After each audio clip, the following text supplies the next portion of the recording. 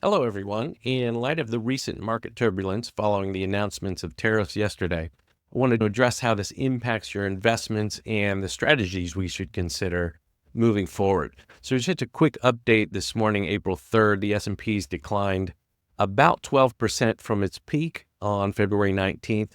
So it's officially entered correction territory.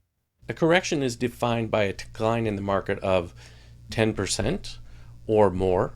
A bear market's defined as a decline of 20% or more. So we are in correction territory.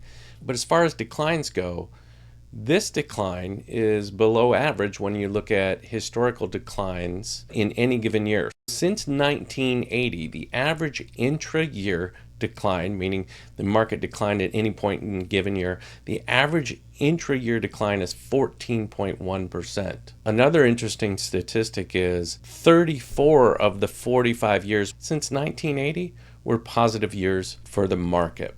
So one could argue that the decline we've experienced so far in 2025 is a normal market adjustment, but that doesn't make it any less scary. Notably, the Dow Jones Industrial Average dropped over 1,100 points this morning, and that's reflection of the market's reaction to the tariff news. So one of the things that might be on many of your minds is, could this trigger a recession? What's the impact on the economy? And anytime we see sweeping economic policies like these broad-based tariffs, we have to ask that tough question. Are we going to tip this economy into recession? And the answer is, it's possible, because tariffs act like a tax. They raise costs for companies, they squeeze margins, and eventually get passed on to consumers. And that kind of pressure across a large enough portion of the economy can lead to reduced spending, hiring slowdowns, and ultimately a contraction. So economists are raising the probability of a recession in the next 12 months to around 45 to 55%, which is much higher than it was at the beginning of the year. And it really will depend on how prolonged or expansive these tariffs become. The Fed is already walking a tightrope on inflation and may be constrained in how much support it can offer in an economic slowdown. But here's what I want you to remember. A recession doesn't mean panic. Let's look at the numbers. Okay, since World War II, we've had 12 recessions, but here's the key. In every single case, the market recovered. The biggest upswings often happen during or just after the worst of the headlines. And if you miss them, it's incredibly difficult to recover. Studies have shown that missing just a few days of the market's best days can significantly impact overall returns. BlackRock put this slide together recently, which really emphasizes the importance of maintaining a consistent investment approach versus reacting to short-term market movements.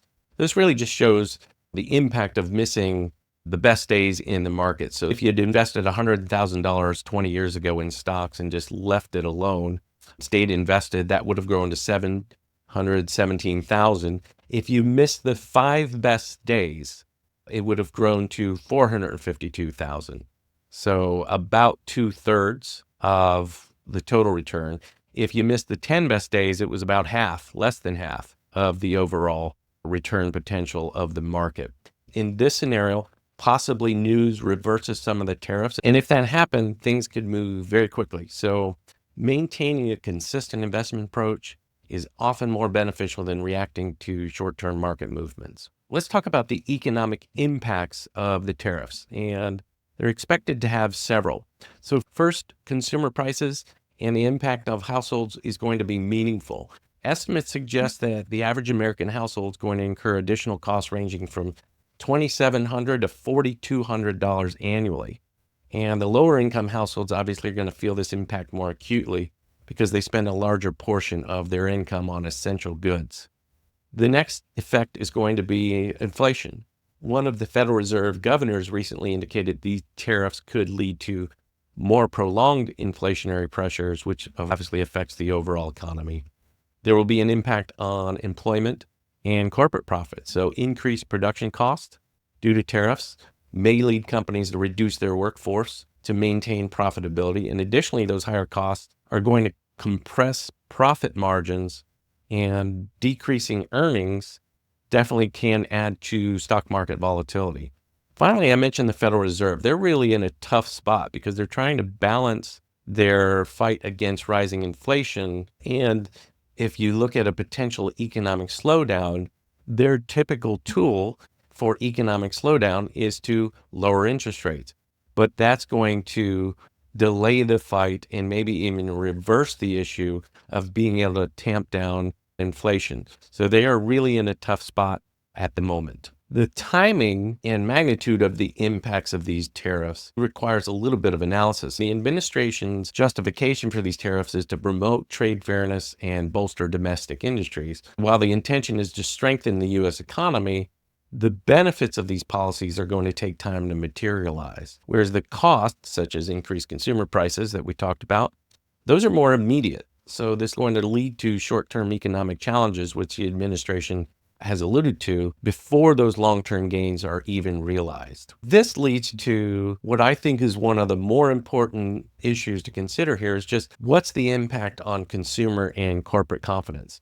Recent data shows that there's been a decline in consumer confidence and we're reaching the lowest point since 2022.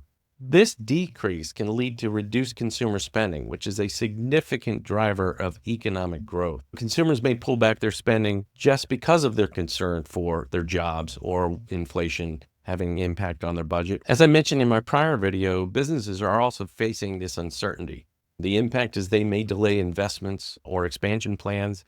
They may also freeze hiring or even lay some people off until there's more certainty about what might be happening with their businesses.